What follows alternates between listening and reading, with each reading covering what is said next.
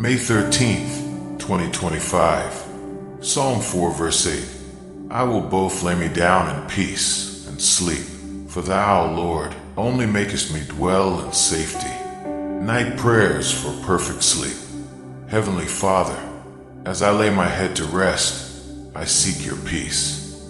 Your word in Psalm 4 verse 8 says, in peace I will lie down and sleep, for you alone, Lord, make me dwell in safety. Lord, remove every anxiety, fear, and restlessness from my heart.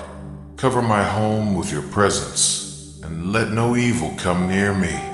May my sleep be sweet, free from nightmares and disturbances. Refresh my body, mind, and soul, so that I may wake up renewed and strengthened. Thank you for watching over me as I sleep. In Jesus' mighty name I pray. Amen.